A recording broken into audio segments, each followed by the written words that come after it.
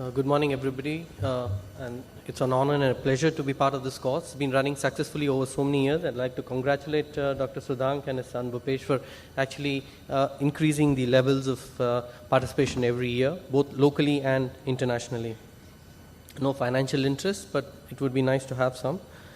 We live in an area where there is quite significant amounts of keratoconus, and we tend to diagnose it younger and younger. And we realized this about 6 years back, where we were getting a lot of pediatric patients with keratoconus. I guess the management of keratoconus is similar for the pictures on the left and the right. You need to stop the progression, stabilize the bulge, you need to improve the contour through intervention, and you need to have measurable results. And just for the record, that is not me. In an approach to keratoconus, there are multiple nomograms involved, and I broadly follow my practical approach about how I treat early keratoconus, which is basically grade 1 to 3. If it's progressive or non-progressive, you decide on that. If it's the regular astigmatism, you can usually get good vision with different types of contact lenses. I usually prefer the Kerasoft or the scleral lens. If you do have a patient with contact lens and you do have an option of doing collagen cross-linking to stabilize and treat the residual sphere and astigmatism with the toric ICL, which was elaborated by Ashu. You can also do Intacs, and for the residual myopic astigmatism, you can still do a secondary ICL. If you have irregular astigmatism, I'd like to try and make it regular, combine it, or do it as sequential procedures with collagen cross-linking. You can still do an ICL after that. In advanced grade 4, while like this patient of keratoconus with a corneal scar, you would invariably end up with a lamellar keratoplasty, which will be elaborated by other faculty. If there is no central scarring but the visual acuity best corrected is good, you can do a hypertonic associated collagen cross-linking elaborated by Dr. Bharati, and you can also combine it with Intacs. The present indications for Intacs include post-LASIK ectasia, keratoconus, post-RK, and PMCD, though I don't have personal experience, but remember that the lower set of indications tend to have less good outcomes. It works by basically displacing the corneal apex towards the central pupil. It has a regularization of the corneal topography, makes the cornea more prolate, reduces optical aberrations, and this has been proved with studies, improves the visual acuity, and also improves contact lens tolerance. There are, of course, multiple different types of corneal rings. You have Intacs, Kera rings, there are Ferrara rings, Mayo rings, quite popular in Eastern Europe and Russia, and also the Besantis. And broadly, we have access to the Intacs and the Kera ring. Both have different zones of implantation and the way they act. There is a difference in shape. Intacs tends to be hexagonal or elliptical, and in the Kera ring you have a triangular shape. And this can basically enhance the customization. In Kera ring you have different sizes. You can also have different thicknesses and lengths, so it does give you multiple options, but Intacs is actually quite straightforward. You can do the insertion with the help of a vacuum-based or a femtosecond laser. There is some additional surgical equipment involved, and you make the incision on the topographic meridian. While for Kera rings, you can use a femtosecond laser. You have a non-vacuum-based creation, and the company requires you to attend the course. When you compare both the Kera rings and the Intacs, both give similar results in terms of visual acuity results. In the Intacs, where we have more experience, you have two types, the SK, which is implanted in the 6 mm zone, and the standard Intacs, which is implanted in the 7 mm zone.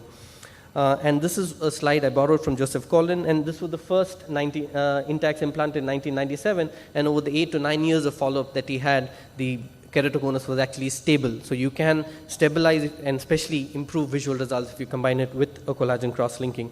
There are, of course, many nomograms available. There is one published by the Narayan Netralaya group also, but I follow broadly what the company suggests, where you have a sphere and the cylindrical axis, and it suggests inferior and superior SK depending on the thickness. And even for the astigmatism, you can reasonably customize it in terms of what the company suggests. But usually I go one step more than what the company suggests because it tends to give better correction. That is my personal nomogram.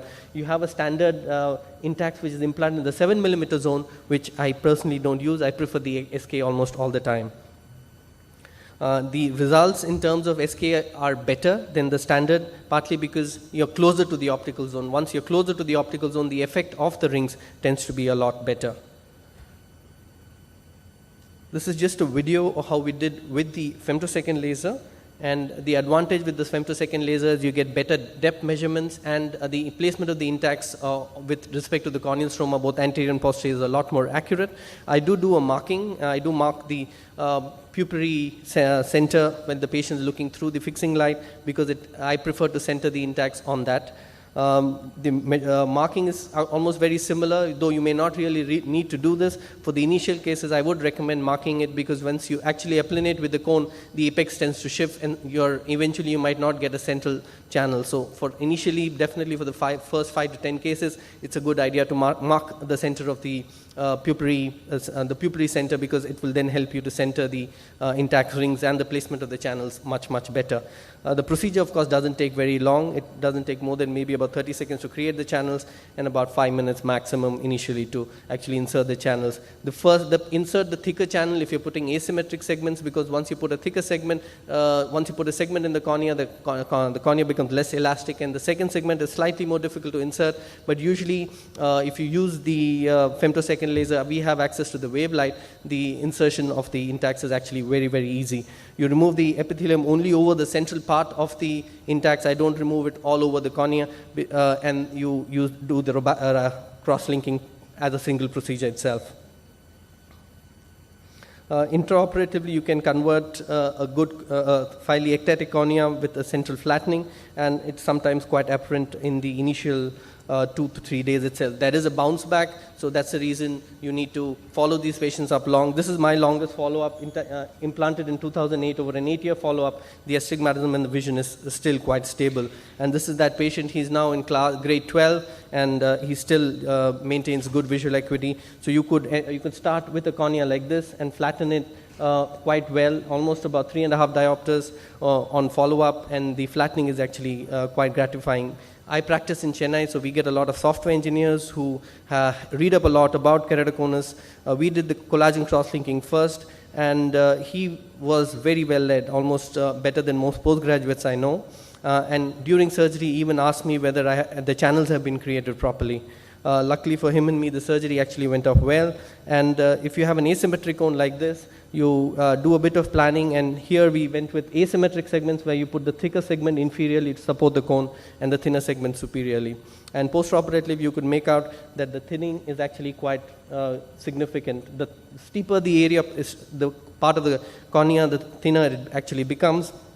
And we did do some studies on follow-ups. These are 1-year follow-ups on the steep, average, and flat K. And the steeper K almost drops by about 4.5 to 5 diopters, and that's basically improves the patient's refractive error.